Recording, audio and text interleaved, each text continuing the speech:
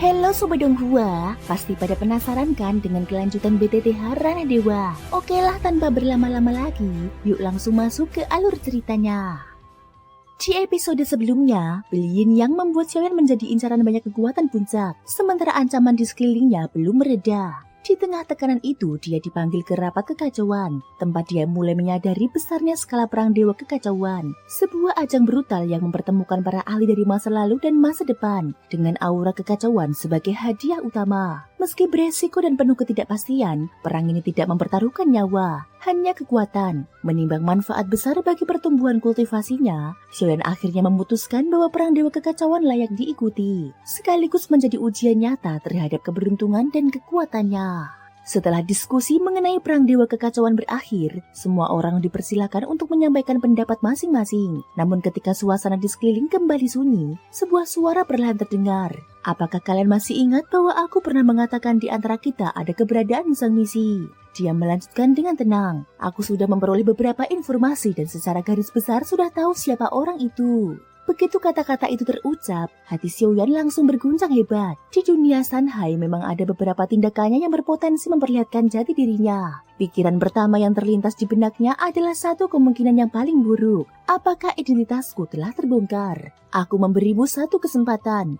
Jika kau mengaku dengan jujur, mungkin masih ada secercah jalan hidup. Lanjut suara itu. Setelah kata-kata tersebut, rapat langsung jatuh dalam keheningan. Xiaoyan jelas tidak mungkin memilih untuk mengaku. Di dalam hatinya keputusan telah diambil. Bahkan jika Huachan benar-benar mengarahkannya padanya, dia akan mati-matian menyangkal. Siapa yang mau mengakui tanpa bukti nyata, itu sama saja dengan bunuh diri. Namun, bagaimanapun juga, dia tidak bisa hanya duduk menunggu nasib. Jika pihak nomor 2 benar-benar menuding dirinya, atau bahkan mengeluarkan bukti apapun, posisinya akan menjadi sangat tidak menguntungkan. Menarik sekali, ucap Xiaoyan dalam hati. Mereka tahu ada sang misi di antara kita. Hanya saja belum tentu orang yang mereka maksud sama denganku. Di tengah keheningan itu, Xiaoyan sempat ragu sejenak sebelum akhirnya membuka suara. Ucapan itu membuat suasana rapat kembali membeku. "Hoh, jadi kau juga tahu?" Nada suara pihak kedua terdengar penuh tanda tanya. "Kalau begitu, kenapa tidak kau sebutkan saja? Kita lihat apakah itu sesuai dengan yang ku ketahui." Dengan nada tenang, Xiaoyan menjawab, "Aku memang punya dugaan, tapi tidak memiliki bukti nyata. Jika nomor 2 memiliki bukti konkret, sebaiknya kau saja yang bicara lebih dahulu." Kata-kata Xiaoyan disusun dengan sangat hati-hati. Maju bisa, mundur pun bisa. Intinya hanya satu, melihat apakah yang diketahui pihak kedua benar-benar mengarah padanya. Jika nomor 2 berani menyebut namanya, maka dua pernyataan sebelumnya justru akan sedikit menguntungkan Xiaoyan. Dia dengan sengaja melemparkan kembali bola itu, sekaligus menyisipkan peringatan tersirat. Jika tidak ada bukti kuat, jangan asal bicara. Rapat kembali tenggelam dalam keheningan singkat. Memang ada beberapa hal yang bisa dijadikan bukti, dan identitas itu pada dasarnya sudah hampir pasti, ucap nomor 2 akhirnya. Namun semuanya masih sebatas petunjuk tidak langsung. Soal siapa orangnya, kita tunggu sampai ada bukti benar-benar kuat. Lagi pula kekuatan sang misi ini tidak terlalu besar. Untuk sementara waktu, dia tidak akan menimbulkan ancaman serius. Pada akhirnya nomor 2 tidak menyebutkan siapapun dan memilih mengakhiri pembahasan dengan alasan tersebut. "Kalau kalian berdua sudah tahu, kenapa tidak mengatakannya saja?" tanya nomor 3 dengan nada heran. Namun baik Huachan maupun Xiaoyan memilih untuk tetap diam. Keduanya tenggelam dalam pikiran masing-masing. Xiaoyan tidak tahu apakah ucapan Huachan memang ditujukan padanya. Tetapi kalimat terakhir, kekuatannya tidak terlalu besar,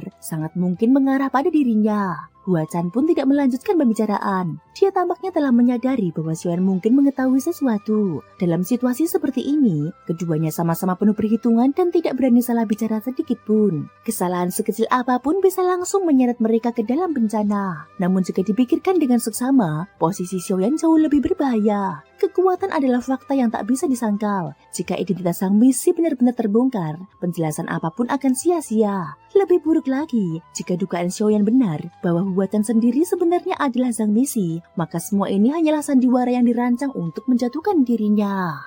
Huachan, mata Xiaoyan berkilat. Sangat mungkin dia berniat menggunakan label divisi pengendali kehidupan untuk menyerang dan menyingkirkan dirinya. Pada saat ini suasana rapat di alam dewa kekacauan menjadi sangat halus dan penuh ketegangan. Sejauh ini orang-orang yang ditemui Xiaoyan masih memberikan kesan cukup baik. Dia tidak menemukan terlalu banyak celah yang mencurigakan. Bahkan mereka semua tampak cukup menghargainya. Kalau kalian berdua sendiri tidak yakin, sebaiknya jangan membuang waktu semua orang, ujar sebuah suara dengan nada sedikit tidak senang. Itu adalah Ye Beijing yang tampak agak marah. Mendengar itu, hati Xiaoyan mendadak terasa tidak enak. Dia sudah mengikutinya begitu lama. Jangan-jangan kesabarannya hampir habis. Kalau begitu, giliranku bicara, ucap seseorang. Dalam peristiwa sebelumnya, saat menghadapi masalah, nomor 9 telah membantu dunia Shanghai melewati krisis besar. Untuk itu aku ucapkan terima kasih. Orang yang berbicara adalah nomor 5, Xuan Huang. Dia dikenal sebagai sosok yang jujur, setidaknya menurut penilaian Xiaoyan, tetapi juga sangat cerdas. Dia jelas menangkap ketegangan tersembunyi antara Xiaoyan dan Hua Chan, dan memilih berdiri di saat ini. Tanpa ragu, ucapannya adalah bentuk keberpihakan pada Xiaoyan. Meskipun kekuatan Xuan Huang saat ini bahkan masih di bawah Xiaoyan, dia memiliki fondasi ras naga. Usianya pun masih muda, mungkin bahkan lebih muda dari Xiaoyan. Jika dia mendapat restu keberuntungan dunia Shanghai, bukan mustahil dia akan tumbuh menjadi sosok puncak di masa depan. Aku akan kembali ke pengangsingan untuk fokus meningkatkan kekuatan, jadi tidak akan ikut serta dalam diskusi selanjutnya. Ucap nomor 6, Sukian Tai dengan singkat. Dia terlihat tidak terlalu peduli pada segala urusan ini, seolah telah menerima pukulan berat sebelumnya. Xiaoyan merasa ada yang janggal. Secara logika, saat Taisu melancarkan invasi ke Sensi, Sukian Tai justru memilih mengasingkan diri. Itu sama sekali tidak masuk akal. Kecuali satu kemungkinan, dia telah diasingkan oleh Taisu. Bagi seorang mantan Raja Taisu, kejatuhan seperti itu jelas sangat sulit diterima. Aku ingin menambahkan sesuatu, kata Bango Abadi yang duduk di altar batu nomor 7. Masalah Zhang Misi memang sangat penting, namun jika tidak ada bukti nyata, sebaiknya jangan dibahas. Itu hanya akan membuatnya semakin waspada, bahkan mungkin memicu pembalasan terhadap kita semua. Jika ingin bicara, katakan dengan jelas. Jika tidak, lebih baik diam. Dia berbicara dengan sangat objektif, tanpa memihak siapapun. Ketika giliran nomor 8, dia mengucapkan sebuah informasi yang terdengar biasa, tetapi sebenarnya sangat mengejutkan. Baru-baru ini aku menerima sebuah permintaan untuk kembali menempa topeng 7 kehancuran. Aku tidak tahu apakah ini berkaitan dengan Zhang Misi. Imbalannya cukup besar, jadi aku menerimanya.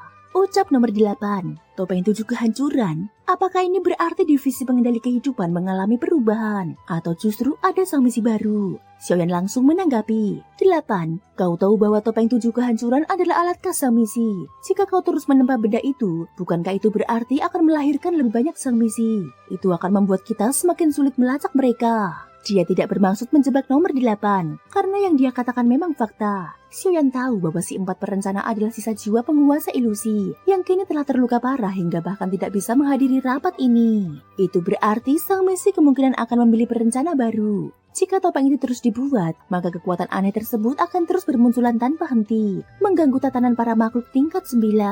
Jika kekuatannya cukup, Xiaoyan benar-benar ingin memusnahkan semua Zhang Misi tanpa sisa. Imbalannya terlalu tinggi.